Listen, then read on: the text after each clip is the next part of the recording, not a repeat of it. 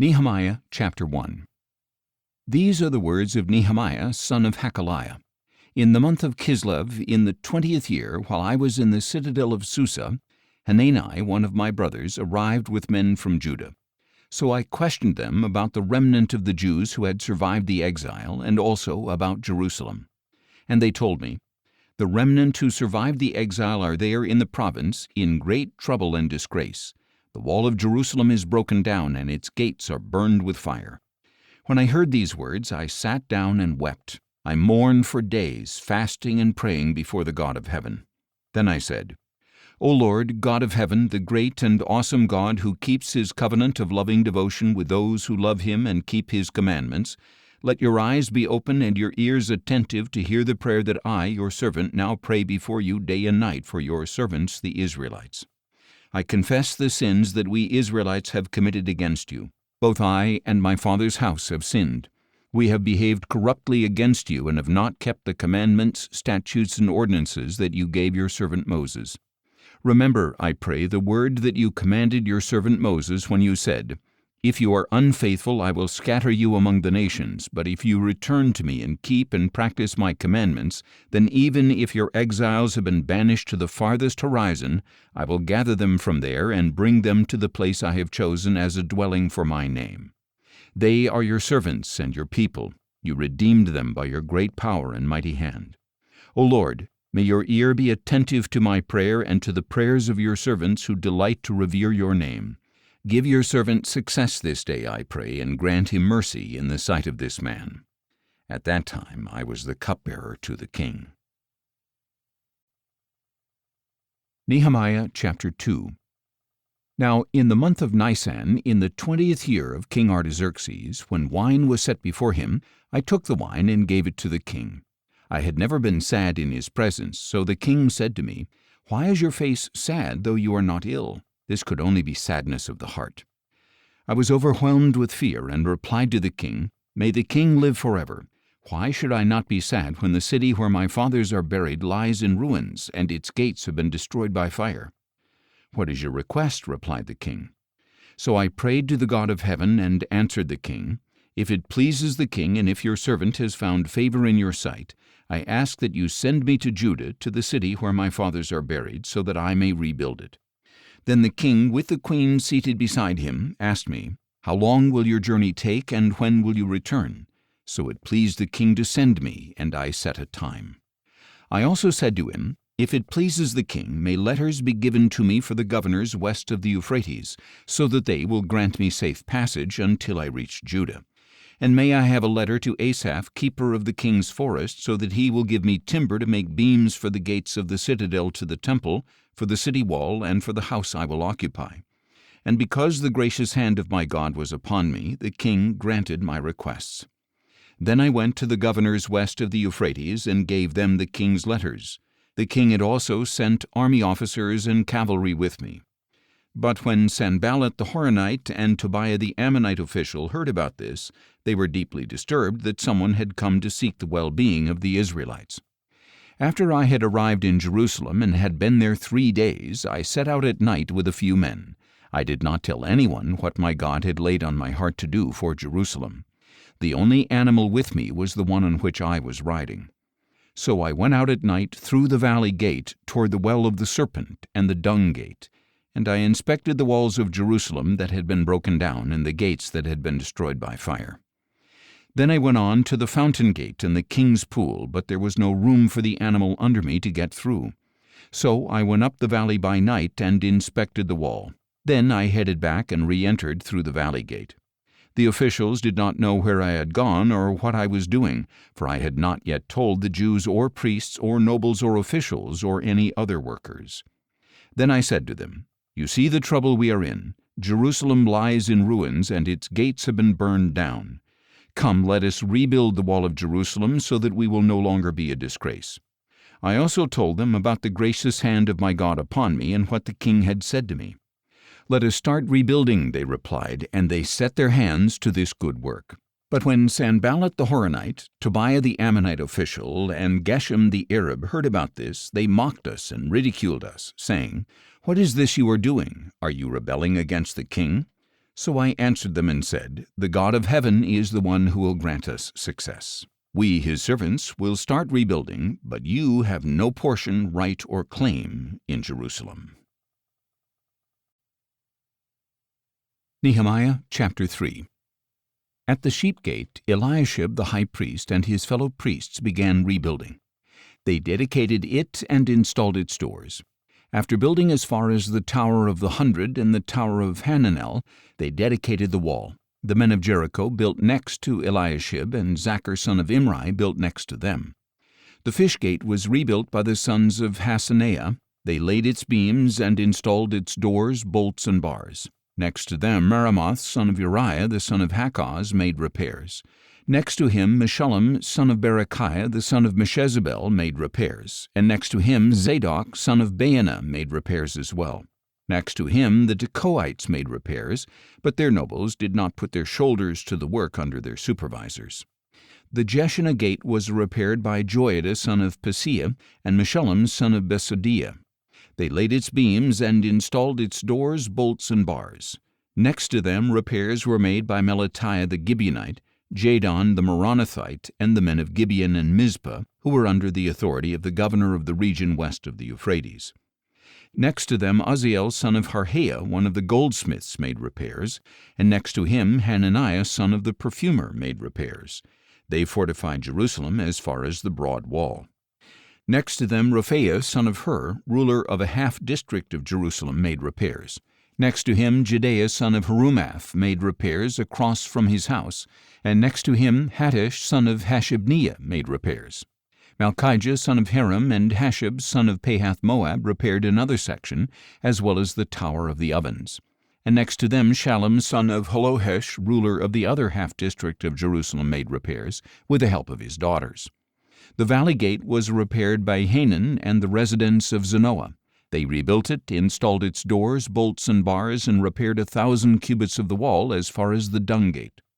The dung gate was repaired by Malchijah son of Rechab, ruler of the district of Beth-Hakkerem. He rebuilt it and installed its doors, bolts, and bars. The fountain gate was repaired by Shallun son of Kolhozah, ruler of the district of Mizpah. He rebuilt it, roofed it, and installed its doors, bolts, and bars. He also repaired the wall of the pool of Shelah near the king's garden as far as the stairs that descend from the city of David. Beyond him, Nehemiah son of Azbuk, ruler of a half-district of Bethzur, made repairs up to a point opposite the tombs of David, as far as the artificial pool and the house of the mighty. Next to him the Levites made repairs under Rehum son of Bani, and next to him Hashabiah, ruler of a half-district of Keilah, made repairs for his district. Next to him their countrymen made repairs under Binnui son of Henadad, ruler of the other half-district of Keilah. And next to him Ezer son of Jeshua, ruler of Mizpah, repaired another section opposite the ascent to the armory near the angle in the wall. Next to him Barak son of Zabbai diligently repaired another section from the angle to the doorway of the house of Eliashib the high priest. Next to him Meremoth son of Uriah the son of Hakkoz repaired another section from the doorway of the house of Eliashib to the end of the house. And next to him the priests from the surrounding area made repairs. Beyond them, Benjamin and Hashab made repairs in front of their house, and next to them Azariah son of Maaseiah the son of Ananiah made repairs beside his house. After him Binnui son of Henadad repaired another section from the house of Azariah to the angle in the corner, and Palal son of Uzai made repairs opposite the angle in the tower that juts out from the upper palace of the king near the courtyard of the guard. Next to him, Pedaiah son of Parash and the temple servants living on the hill of Ophel made repairs opposite the water gate toward the east and the tower that juts out. And next to them the Tekoites repaired another section from a point opposite the great tower that juts out to the wall of Ophel.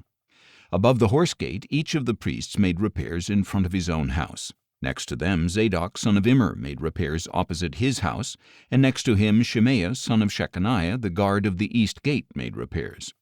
Next to him Hananiah son of Shelemiah, as well as Hanan the sixth son of Zalaph, repaired another section. Next to them Meshullam son of Berechiah made repairs opposite his own quarters. Next to him Malchijah, one of the goldsmiths, made repairs as far as the house of the temple servants and the merchants, opposite the inspection gate, and as far as the upper room above the corner. And between the upper room above the corner and the sheep gate, the goldsmiths and merchants made repairs. Nehemiah chapter 4. Now when Sanballat heard that we were rebuilding the wall, he was furious and filled with indignation. He ridiculed the Jews before his associates in the army of Samaria, saying, "What are these feeble Jews doing? Can they restore the wall by themselves?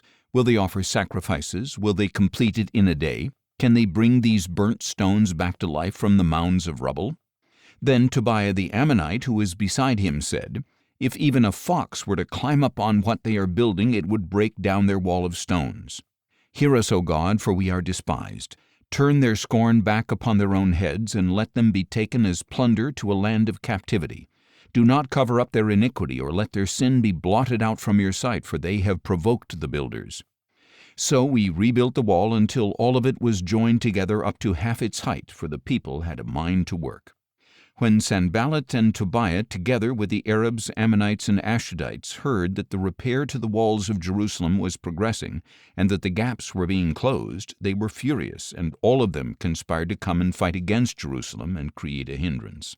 So we prayed to our God and posted a guard against them day and night. Meanwhile the people of Judah said, "The strength of the laborer fails, and there is so much rubble that we will never be able to rebuild the wall." And our enemies said, "Before they know or see a thing, we will come into their midst, kill them, and put an end to the work." At that time the Jews who lived nearby came and told us 10 times over, "Wherever you turn, they will attack us." So I stationed men behind the lowest sections of the wall at the vulnerable areas. I stationed them by families with their swords, spears, and bows.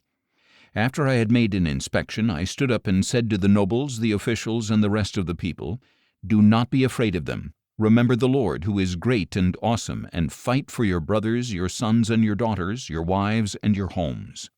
When our enemies heard that we were aware of their scheme and that God had frustrated it, each of us returned to his own work on the wall. And from that day on, half of my servants did the work, while the other half held spears, shields, bows, and armor. The officers stationed themselves behind all the people of Judah who were rebuilding the wall.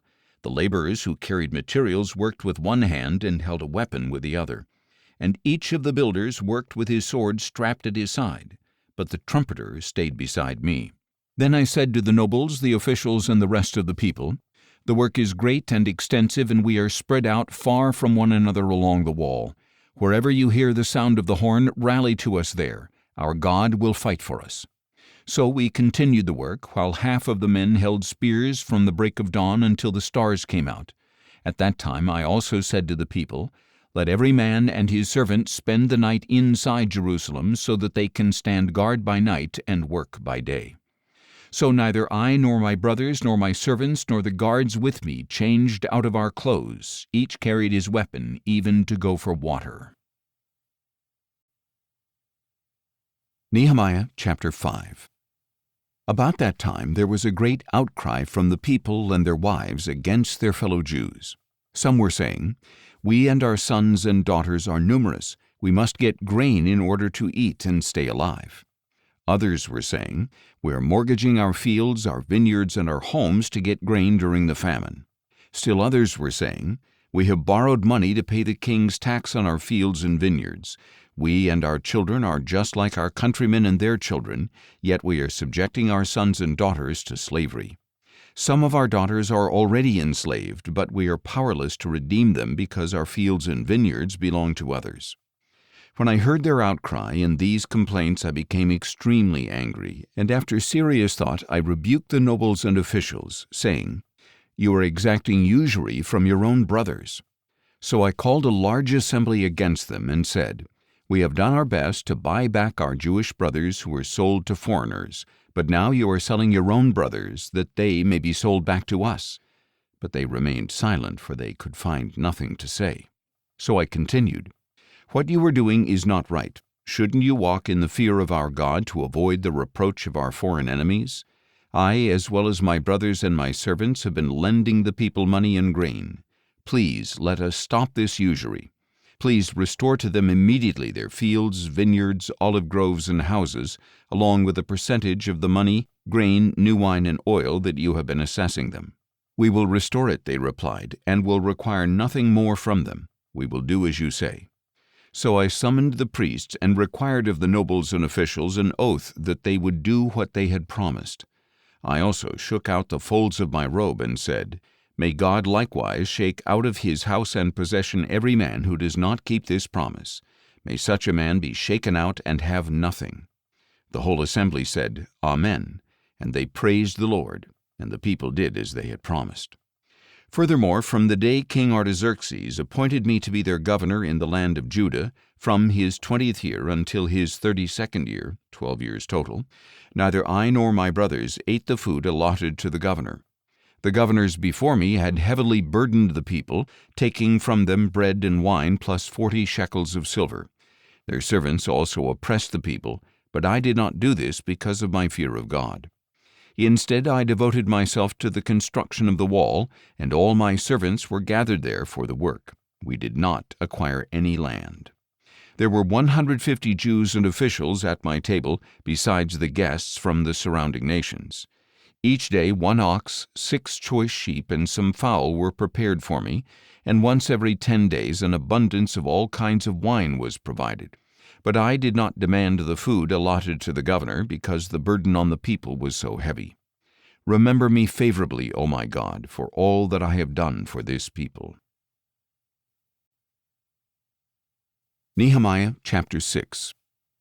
When Sanballat, Tobiah, Geshem the Arab, and the rest of our enemies heard that I had rebuilt the wall, and not a gap was left, though to that time I had not yet installed the doors in the gates, Sanballat and Geshem sent me this message, "Come, let us meet together in one of the villages on the plain of Ono." But they were planning to harm me. So I sent messengers to them, saying, "I am doing a great work and cannot come down. Why should the work stop while I leave it to go down to you?" 4 times they sent me the same message, and each time I gave the same reply. The 5th time Sanballat sent me this same message by his young servant, who had in his hand an unsealed letter that read, "It is reported among the nations, and Geshem agrees, that you and the Jews are plotting to revolt, and this is why you are building the wall. According to these reports, you are to become their king, and you have even appointed prophets in Jerusalem to proclaim on your behalf, 'There is a king in Judah.' Soon these rumors will reach the ears of the king. So come, let us confer together." Then I sent him this reply, "There is nothing to these rumors you are spreading. You are inventing them in your own mind." For they were all trying to frighten us, saying, "Their hands will be weakened in the work, and it will never be finished. But now, my God, strengthen my hands." Later I went to the house of Shemaiah son of Delaiah, the son of Mehetabel, who was confined to his house. He said, "Let us meet at the house of God inside the temple. Let us shut the temple doors, because they are coming to kill you. By night they are coming to kill you." But I replied, "Should a man like me run away? Should one like me go into the temple to save his own life? I will not go." I realized that God had not sent him, but that he had uttered this prophecy against me because Tobiah and Sanballat had hired him. He had been hired to intimidate me so that I would sin by doing as he suggested, so they could give me a bad name in order to discredit me. O my God, remember Tobiah and Sanballat for what they have done, and also Noadiah the prophetess and the other prophets who tried to intimidate me.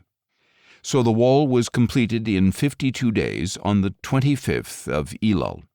When all our enemies heard about this, all the surrounding nations were afraid and disheartened, for they realized that this task had been accomplished by our God. Also in those days the nobles of Judah sent many letters to Tobiah, and Tobiah's letters came back to them. For many in Judah were bound by oath to him, since he was a son-in-law of Shechaniah son of Era, and his son Jehohanan had married the daughter of Meshullam son of Berechiah.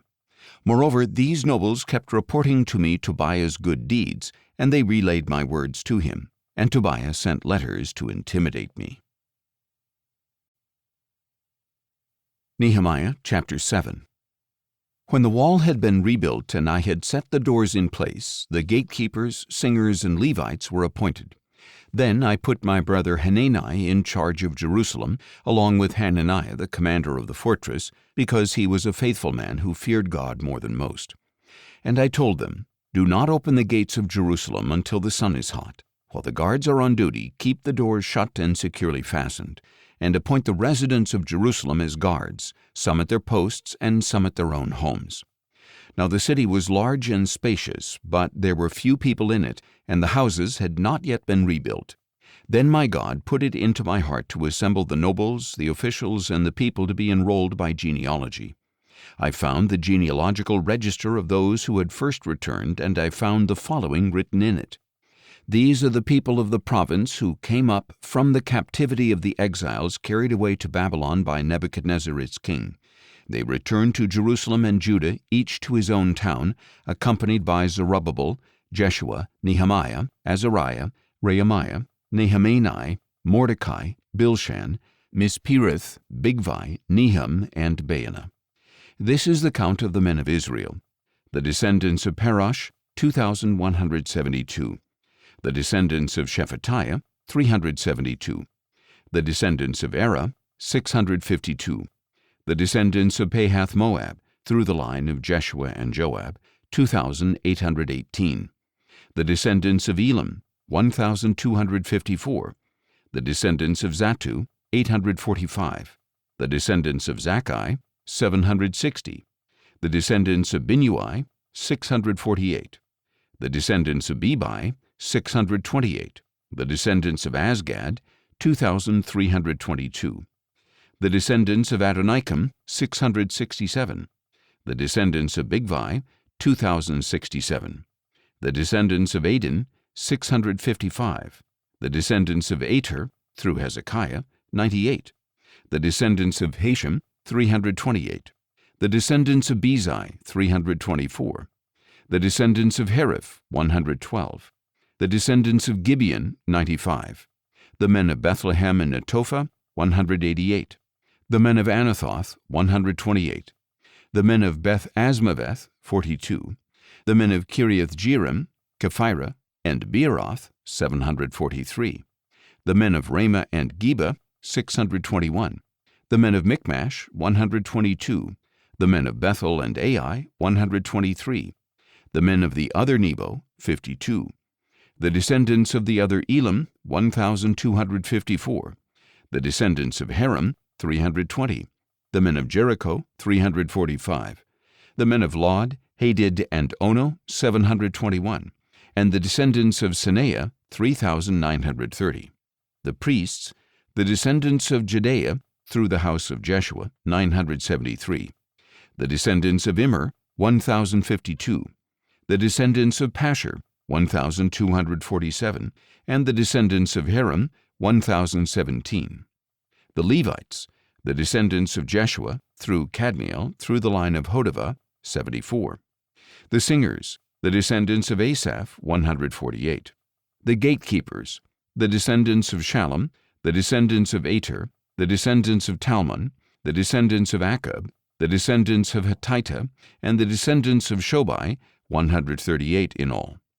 The temple servants, the descendants of Ziha, the descendants of Hasupha, the descendants of Tabaoth, the descendants of Kiras, the descendants of Siah, the descendants of Padon, the descendants of Labanah, the descendants of Hagabah, the descendants of Shalmai, the descendants of Hanan, the descendants of Giddel, the descendants of Gehar, the descendants of Reaiah, the descendants of Rezin, the descendants of Nekoda, the descendants of Gazim, the descendants of Uzzah, the descendants of Paseah, the descendants of Besai, the descendants of Meunim, the descendants of Nephushisim, the descendants of Bakbuk, the descendants of Hakupha, the descendants of Harhur, the descendants of Bazlith, the descendants of Mahida, the descendants of Harsha, the descendants of Barkas, the descendants of Sisera, the descendants of Tema, the descendants of Neziah, and the descendants of Hatipha, the descendants of the servants of Solomon, the descendants of Sotai, the descendants of Sophereth, the descendants of Perida, the descendants of Jaela, the descendants of Darkon, the descendants of Giddel, the descendants of Shephatiah, the descendants of Hattil, the descendants of Pokereth-Hazzebaim, and the descendants of Ammon.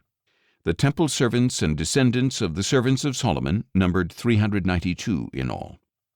The following came up from Tel Melah, Tel Harsha, Kirib, Adon, and Immer, but could not prove that their families were descended from Israel. The descendants of Delaiah, the descendants of Tobiah, and the descendants of Nekoda, 642 in all. And from among the priests the descendants of Hobaiah, the descendants of Hakkoz, and the descendants of Barzillai, who had married a daughter of Barzillai the Gileadite and was called by their name. These men searched for their family records, but they could not find them, and so were excluded from the priesthood as unclean. The governor ordered them not to eat the most holy things until there was a priest to consult the Urim and Thummim.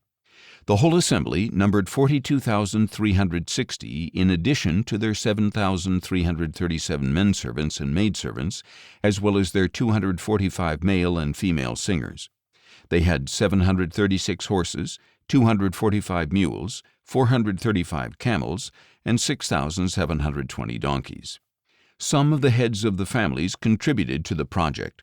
The governor gave to the treasury 1,000 derricks of gold, 50 bowls, and 530 priestly garments, and some of the heads of the families gave to the treasury for the project 20,000 derricks of gold and 2,200 minas of silver. The rest of the people gave a total of 20,000 derricks of gold, 2,000 minas of silver, and 67 priestly garments. So the priests, Levites, gatekeepers, singers, and temple servants, along with some of the people and the rest of the Israelites, settled in their own towns. And by the 7th month the Israelites had settled in their towns. Nehemiah chapter 8. At that time all the people gathered together in the square before the water gate, and they asked Ezra the scribe to bring out the book of the law of Moses, which the Lord had commanded for Israel. On the first day of the 7th month, Ezra the priest brought the law before the assembly of men and women and all who could listen and understand. So Ezra read it aloud from daybreak until noon as he faced the square before the water gate, in front of the men and women and those who could understand. And all the people listened attentively to the book of the law. Ezra the scribe stood on a high wooden platform built for this occasion. At his right side stood Mattithiah, Shema, Anaiah, Uriah, Hilkiah, and Maaseiah, and at his left were Pedaiah, Mishael, Malchijah, Hashem, Hashbaddanah, Zechariah, and Meshullam. Ezra opened the book in full view of all the people, since he was standing above them all, and as he opened it, all the people stood up. Then Ezra blessed the Lord, the great God, and with their hands uplifted, all the people said, Amen, Amen. Then they bowed down and worshipped the Lord with their faces to the ground.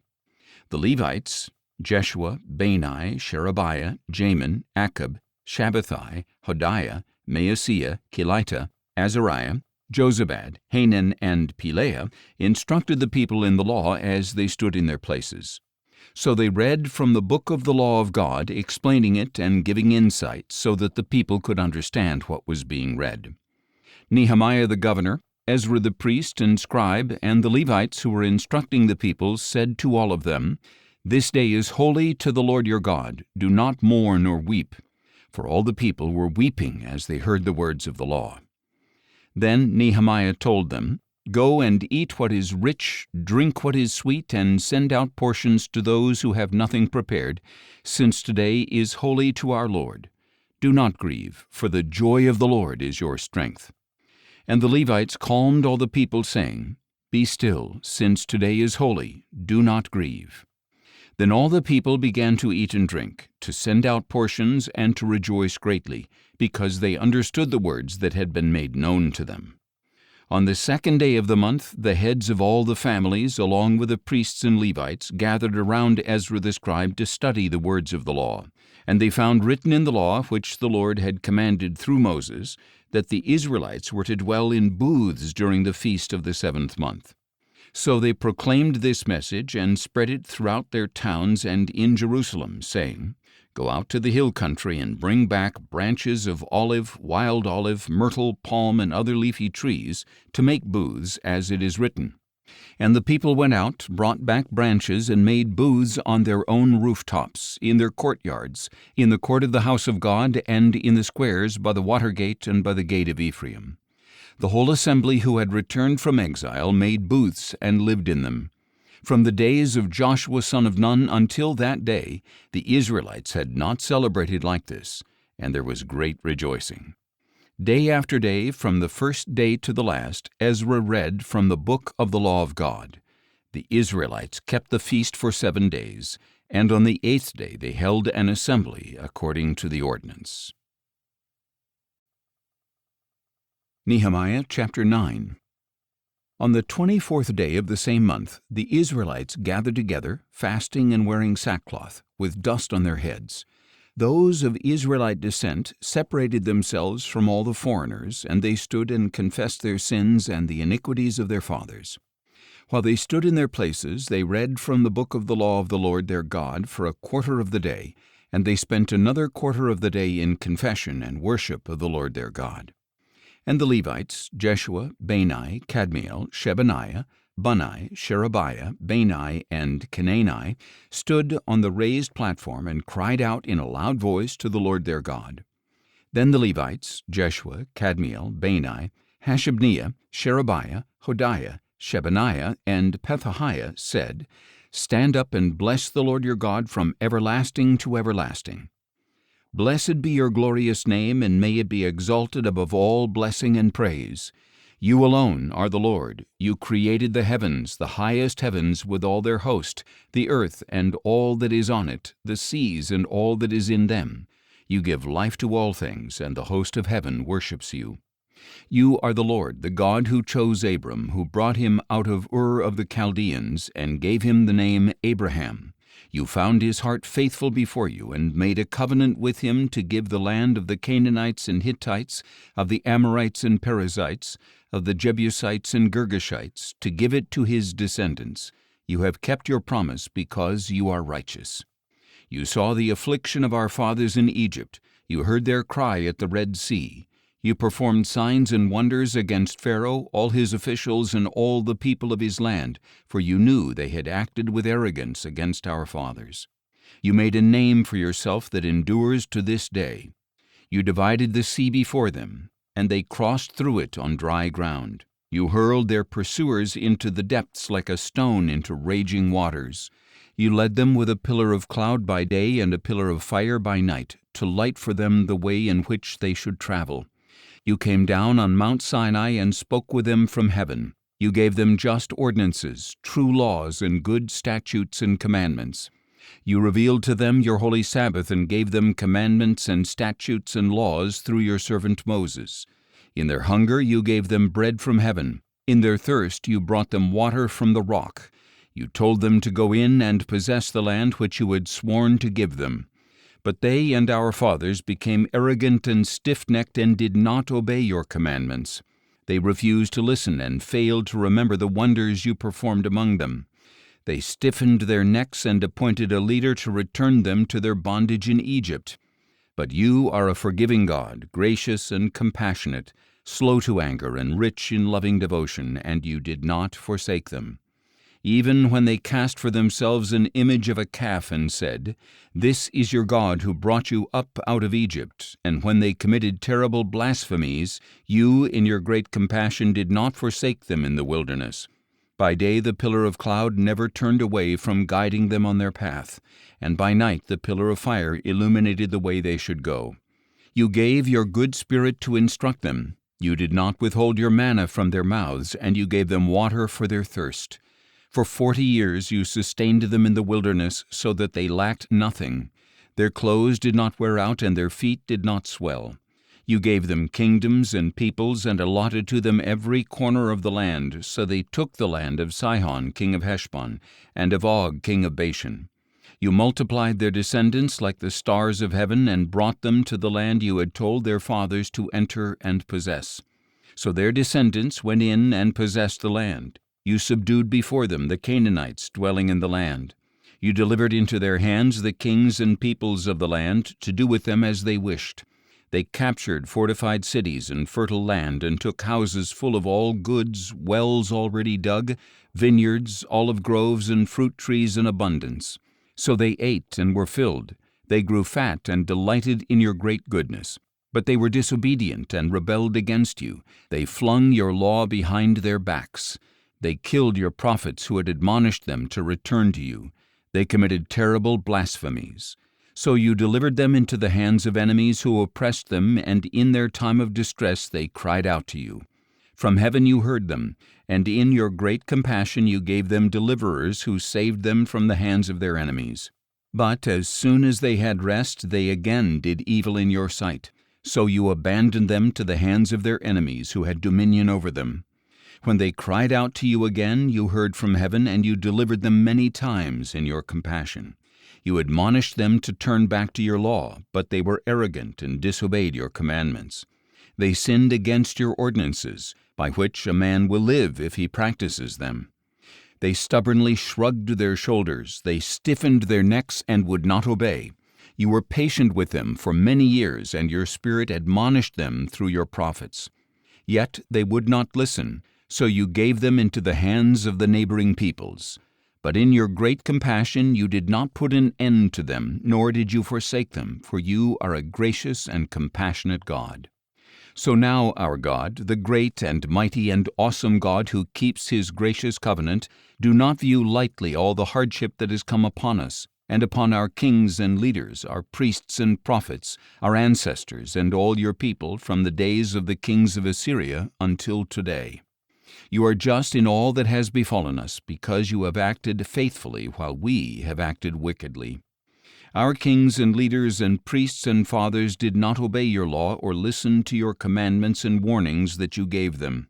For even while they were in their kingdom with the abundant goodness that you had given them, and in the spacious and fertile land that you had set before them, they would not serve you or turn from their wicked ways. So here we are today as slaves in the land you gave our fathers to enjoy its fruit and goodness. Here we are as slaves. Its abundant harvest goes to the kings you have set over us because of our sins, and they rule over our bodies and our livestock as they please. We are in great distress. In view of all this, we make a binding agreement, putting it in writing and sealing it with the names of our leaders, Levites, and priests. Nehemiah chapter 10. Now these were the ones who sealed the document: Nehemiah the governor, son of Hakaliah, and also Zedekiah, Seraiah, Azariah, Jeremiah, Pashur, Amariah, Malchijah, Hattush, Shebaniah, Malach, Haram, Meremoth, Obadiah, Daniel, Ginnethon, Baruch, Meshullam, Abijah, Mijamin, Maaziah, Bilgai, and Shemaiah. These were the priests.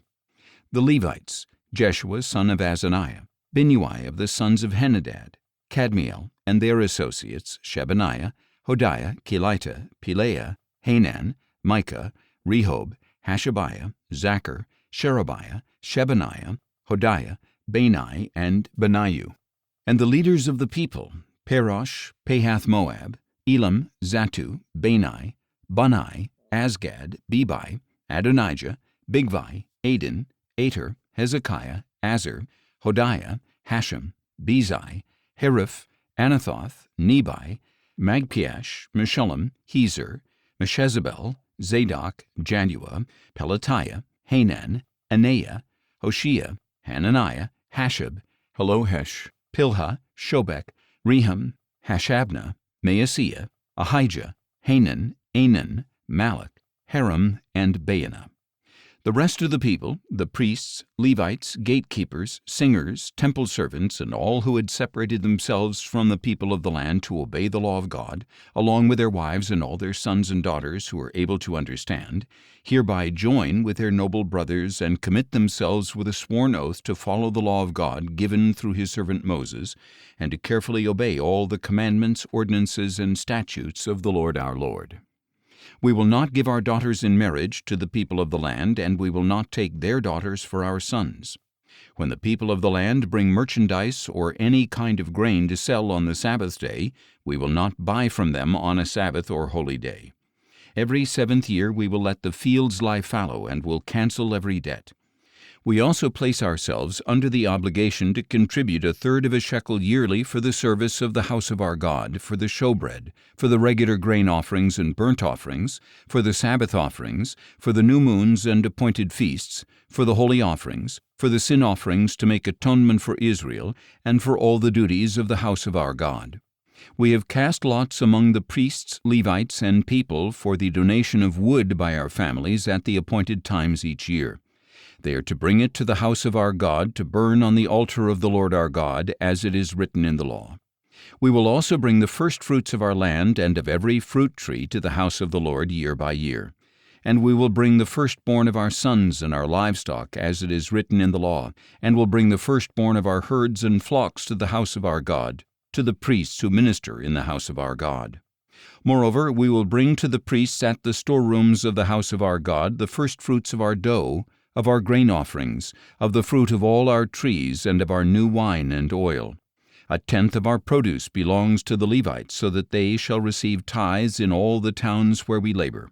A priest of Aaron's line is to accompany the Levites when they collect the tenth, and the Levites are to bring a tenth of these tithes to the storerooms of the treasury in the house of our God. For the Israelites and the Levites are to bring the contributions of grain, new wine, and oil to the storerooms where the articles of the sanctuary are kept, and where the ministering priests, the gatekeepers, and the singers stay. Thus we will not neglect the house of our God. Nehemiah chapter 11. Now the leaders of the people settled in Jerusalem, and the rest of the people cast lots to bring 1 out of 10 to live in the holy city of Jerusalem, while the remaining 9 were to dwell in their own towns. And the people blessed all the men who volunteered to live in Jerusalem. These are the heads of the provinces who settled in Jerusalem. In the villages of Judah, however, each lived on his own property in their towns, the Israelites, priests, Levites, temple servants, and descendants of Solomon's servants, while some of the descendants of Judah and Benjamin settled in Jerusalem. From the descendants of Judah, Athaliah son of Uzziah, the son of Zechariah, the son of Amariah, the son of Shephatiah, the son of Mahalalel, a descendant of Perez, and Maaseiah son of Barak, the son of Kolhozeh, the son of Hosea, the son of Adaiah, the son of Joiarib, the son of Zechariah, a descendant of Shelah. The descendants of Perez who settled in Jerusalem totaled 468 men of valor. From the descendants of Benjamin, Sallu son of Meshullam, the son of Joed, the son of Pedaiah, the son of Kolaiah, the son of Maaseiah, the son of Ithiel, the son of Jeshaiah, and his followers, Gabbai and Sallai, 928 men. Joel son of Zichri was the officer over them, and Judah son of Hasenuah was over the second district of the city. From the priests, Jedaiah son of Joiarib, Jachin, Seraiah son of Hilkiah, the son of Meshullam, the son of Zadok, the son of Meraioth, the son of Ahitub, the chief official of the house of God, and their associates who did the work at the temple, 822 men. Adaiah son of Jeroham, the son of Pelaliah, the son of Amzi, the son of Zechariah, the son of Pashur, the son of Malchijah, and his associates, the leaders of families, 242 men. Amashai son of Azarel, the son of Azai, the son of Meshillemeth, the son of Immer, and his associates, 128 mighty men of valor. Zabdiel son of Haggedolim was their overseer. From the Levites, Shemaiah son of Hashab, the son of Azrikam, the son of Hashabiah, the son of Bunai, Shabbathai and Jozabad, 2 leaders of the Levites, who supervised the work outside the house of God. Mattaniah, son of Micah, the son of Zabdi, the son of Asaph, who led in thanksgiving and prayer. Bakbukiah, second among his associates, and Abda son of Shemuah, the son of Galal, the son of Jeduthun. The Levites in the holy city totaled 284. And the gatekeepers, Akab, Talmon, and their associates who kept watch at the gates, 172 men. The rest of the Israelites with the priests and Levites were in all the villages of Judah, each on his own inheritance. The temple servants lived on the hill of Ophel with Zihah and Gishpa over them. Now the overseer of the Levites in Jerusalem was Uzzi son of Bani, the son of Hashabiah, the son of Mattaniah, the son of Micah. He was one of Asaph's descendants, who were the singers in charge of the service of the house of God. For there was a command from the king concerning the singers, an ordinance regulating their daily activities. Pethahiah son of Meshezabel, a descendant of Zerah son of Judah, was the king's agent in every matter concerning the people. As for the villages with their fields, some of the people of Judah lived in Kiriath Arba, Dibon, Jekabzeel and their villages, in Jeshua, Moladah, and Beth-Pelet, in Hazor-Shul, in Beersheba and its villages, in Ziklag, in Mekonah and its villages, in En-Rimmon, Zorah, Jarmuth, Zanoah, Adullam and their villages, in Lachish and its fields, and in Azekah and its villages. So they settled from Beersheba all the way to the valley of Hinnom. The descendants of Benjamin from Geba lived in Michmash, Aijah, and Bethel with its villages, in Anathoth, Nob, Ananiah, Hazor, Ramah, Gittaim, Hadid, Zeboim, Neballat, Lod, and Ono, and in the valley of the craftsmen. And some divisions of the Levites of Judah settled in Benjamin. Nehemiah chapter 12. Now these are the priests and Levites who went up with Zerubbabel son of Shealtiel and with Jeshua: Seraiah, Jeremiah, Ezra, Amariah, Malach, Hattush, Shechaniah, Rehum, Meremoth, Iddo, Ginnethon, Abijah, Mijamin, Maadiah, Bilgah, Shemaiah, Joiarib, Jedaiah, Sallu, Amok, Hilkiah, and Jedaiah. These were the leaders of the priests and their associates in the days of Jeshua. The Levites were Jeshua, Binnui, Kadmiel, Sherebiah, Judah, and Mattaniah, who, with his associates, led the songs of thanksgiving. Bakbukiah and Unni, their associates, stood across from them in the services. Jeshua was the father of Joachim. Joachim was the father of Eliashib. Eliashib was the father of Joiada. Joiada was the father of Jonathan, and Jonathan was the father of Jaddua. In the days of Joachim, these were the heads of the priestly families: of the family of Seraiah, Meraiah; of Jeremiah, Hananiah; of Ezra, Meshullam; of Amariah, Jehohanan; of Malachi, Jonathan; of Shebaniah, Joseph; of Harim, Adnah; of Meraioth, Helkai; of Iddo, Zechariah; of Ginnethon, Meshullam; of Abijah, Zichri; of Miniamin and of Moadiah, Piltai; of Bilgah, Shemua; of Shemaiah, Jonathan; of Joiarib, Mattani; of Jedaiah, Uzzi; of Sallai, Kalai; of Amok, Eber; of Hilkiah, Hashabiah; and of Jedaiah, Nethanel. In the days of Eliashib, Joiada, Johanan, and Jaddua, during the reign of Darius the Persian, the heads of the families of the Levites and priests were recorded. As for the descendants of Levi, the family heads up to the days of Johanan son of Eliashib were recorded in the book of the Chronicles. The leaders of the Levites were Hashabiah, Sherebiah, and Jeshua son of Kadmiel, along with their associates, who stood across from them to give praise and thanksgiving as one section alternated with the other, as prescribed by David the man of God. Mattaniah, Bakbukiah, Obadiah, Meshullam, Talmon, and Akub were gatekeepers who guarded the storerooms at the gates. They served in the days of Joachim son of Jeshua, the son of Jozadak, and in the days of Nehemiah the governor, and Ezra the priest and scribe. At the dedication of the wall of Jerusalem, the Levites were sought out from all their homes and brought to Jerusalem to celebrate the joyous dedication with thanksgiving and singing, accompanied by cymbals, harps, and lyres. The singers were also assembled from the region around Jerusalem, from the villages of the Netophathites, from Beth Gilgal, and from the fields of Geba and Asmaveth, for they had built villages for themselves around Jerusalem. After the priests and Levites had purified themselves, they purified the people, the gates, and the wall. Then I brought the leaders of Judah up on the wall, and I appointed 2 great thanksgiving choirs. One was to proceed along the top of the wall to the right, toward the dung gate. Hoshea and half the leaders of Judah followed, along with Azariah, Ezra, Meshullam, Judah, Benjamin, Shemaiah, Jeremiah, and some of the priests with trumpets, and also Zechariah son of Jonathan, the son of Shemaiah, the son of Mattaniah, the son of Micaiah, the son of Zachar, the son of Asaph, and his associates, Shemaiah, Azarel, Milalai, Gilalai, Maai, Nethanel, Judah, and Hanani, with the musical instruments prescribed by David the man of God. Ezra the scribe led the procession. At the fountain gate they climbed the steps of the city of David on the ascent to the wall and passed above the house of David to the water gate on the east. The second thanksgiving choir proceeded to the left, and I followed it with half the people along the top of the wall, past the tower of the ovens to the broad wall, over the gate of Ephraim, the Jeshanah gate, the Fish Gate, the Tower of Hananel, and the Tower of the 100, as far as the Sheep Gate, and they stopped at the Gate of the Guard. The 2 thanksgiving choirs then stood in the house of God, as did I, along with the half of the officials accompanying me, as well as the priests with their trumpets, Eliakim, Maaseiah, Miniamin, Micaiah, Elioenai, Zechariah, and Hananiah, and also Maaseiah, Shemaiah, Eleazar, Uzzi, Jehohanan, Malchijah, Elam, and Ezer. Then the choir sang out under the direction of Jezrahiah. On that day they offered great sacrifices, rejoicing because God had given them great joy. The women and children also rejoiced, so that the joy of Jerusalem was heard from afar.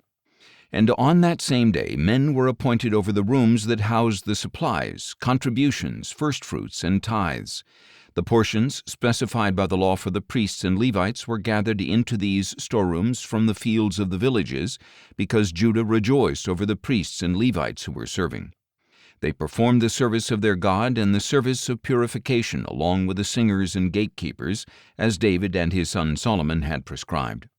For long ago, in the days of David and Asaph, there were directors for the singers and for the songs of praise and thanksgiving to God. So, in the days of Zerubbabel and Nehemiah, all Israel contributed the daily portions for the singers and gatekeepers. They also set aside daily portions for the Levites, and the Levites set aside daily portions for the descendants of Aaron. Nehemiah chapter 13. At that time the book of Moses was read aloud in the hearing of the people, and in it they found the passage stating that no Ammonite or Moabite should ever enter the assembly of God, because they had not met the Israelites with food and water, but had hired Balaam to call down a curse against them, although our God had turned the curse into a blessing. As soon as the people heard this law, they excluded from Israel all of foreign descent. Now before this, Eliashib the priest, a relative of Tobiah, had been put in charge of the storerooms of the house of our God, and had prepared for Tobiah a large room where they had previously stored the grain offerings, the frankincense, the temple articles, and the tithes of grain, new wine, and oil prescribed for the Levites, singers, and gatekeepers, along with the contributions for the priests. While all this was happening, I was not in Jerusalem, because I had returned to Artaxerxes, king of Babylon, in the 32nd year of his reign. Some time later I obtained leave from the king to return to Jerusalem. Then I discovered the evil that Eliashib had done on behalf of Tobiah by providing him a room in the courts of the house of God. And I was greatly displeased, and threw all of Tobiah's household goods out of the room. Then I ordered that the rooms be purified, and I had the articles of the house of God restored to them, along with the grain offerings and frankincense. I also learned that because the portions for the Levites had not been given to them, all the Levites and singers responsible for performing the service had gone back to their own fields. So I rebuked the officials and asked, "Why has the house of God been neglected?" Then I gathered the Levites and singers together and stationed them at their posts, and all Judah brought 1/10 of the grain, new wine, and oil into the storerooms. I appointed as treasurers over the storerooms Shelemiah the priest, Zadok the scribe, and Pedaiah of the Levites, with Hanan son of Zachar the son of Mattaniah to assist them, because they were considered trustworthy. They were responsible for distributing the supplies to their fellow Levites. Remember me for this, O my God, and do not blot out my deeds of loving devotion for the house of my God and for its services. In those days I saw people in Judah treading wine presses on the Sabbath and bringing in grain and loading it on donkeys, along with wine, grapes, and figs. All kinds of goods were being brought into Jerusalem on the Sabbath day. So I warned them against selling food on that day. Additionally, men of Tyre who lived there were importing fish and all kinds of merchandise and selling them on the Sabbath to the people of Judah in Jerusalem. Then I rebuked the nobles of Judah and asked, "What is this evil you are doing, profaning the Sabbath day? Did not your forefathers do the same things, so that our God brought all this disaster on us and on this city? And now you are rekindling his wrath against Israel by profaning the Sabbath." When the evening shadows began to fall on the gates of Jerusalem, just before the Sabbath, I ordered that the gates be shut and not opened until after the Sabbath. I posted some of my servants at the gates so that no load could enter on the Sabbath day. Once or twice the merchants and those who sell all kinds of goods camped outside Jerusalem, but I warned them, "Why are you camping in front of the wall? If you do it again, I will lay hands on you." From that time on, they did not return on the Sabbath. Then I instructed the Levites to purify themselves and guard the gates in order to keep the Sabbath day holy. Remember me for this as well, O my God, and show me mercy according to your abundant loving devotion. In those days I also saw Jews who had married women from Ashdod, Ammon, and Moab. Half of their children spoke the language of Ashdod or of the other peoples, but could not speak the language of Judah. I rebuked them and called down curses on them. I beat some of these men and pulled out their hair. Then I made them take an oath before God and said, "You must not give your daughters in marriage to their sons, or take their daughters as wives for your sons or for yourselves. Did not King Solomon of Israel sin in matters like this? There was not a king like him among many nations, and he was loved by his God, who made him king over all Israel. Yet foreign women drew him into sin. Must we now hear that you too are doing all this terrible evil and acting unfaithfully against our God by marrying foreign women?" Even one of the sons of Jehoiada, son of Eliashib, the high priest, had become a son-in-law to Sanballat the Horonite. Therefore I drove him away from me. Remember them, O my God, because they have defiled the priesthood and the covenant of the priesthood and of the Levites. Thus I purified the priests and Levites from everything foreign, and I assigned specific duties to each of the priests and Levites. I also arranged for contributions of wood at the appointed times and for the firstfruits. Remember me, O my God, with favor.